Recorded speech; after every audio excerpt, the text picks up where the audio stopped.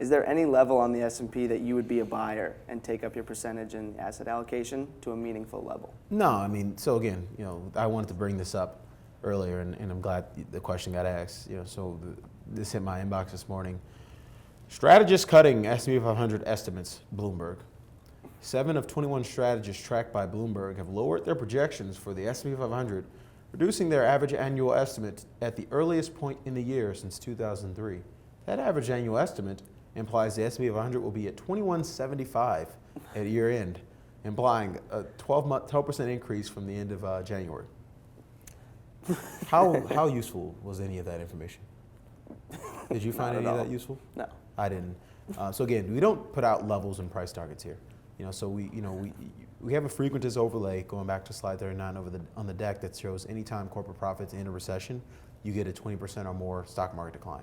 So you're looking at about 1,700 on the S&P 500 from the peak recorded last July, but that'd just be the starting point. I mean, again, you don't want to be saying, well, I'll be buying S&P 500 if it goes down 20%. That's very arbitrary.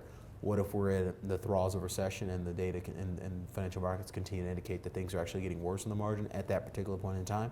You don't want to be just arbitrarily sort of licking your finger in the air and taking up your gross exposure to those kinds of declines, because what you've seen historically is when we get past this level, and I apologize, I'm not sure if we have this chart on the deck, but household disposable or sort of household net wealth as a percentage of disposable personal income, sort of that ratio, it's peaked and rolled from an all-time high.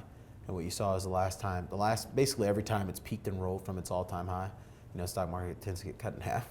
So it's not something you want to fool around with. We're not saying the stock market's going to get cut in half, but certainly, anticipating a 20% peak to trough decline at S&P 500 would be the start, where you maybe start to think about getting bullish. But again, you'd have to be, and that could happen tomorrow, that can happen 6 months from now. You have to really sort of see how that progresses, see the Fed's policy response, see the political cycle as a whole, totally different ball game, and just really see where the data is there, and if we're close enough to making a turn call on the actual economy, because again, we think a lot of the reasons the market continues to go down is that it's just pricing in economic cycle risk. It's not Lehman Brothers. Maybe Deutsche Bank is the next Lehman Brothers. That's something we have to do a lot more work on. But we don't think it's Lehman Brothers, just like we didn't think it was Keith didn't think it was Lehman Brothers back in 2007, 2008. You just see the cycle rolling over, and until it sort of troughs, or at least you can get sort of within striking distance of that trough, you don't want to be willy-nilly going out there buying things just because. Yeah.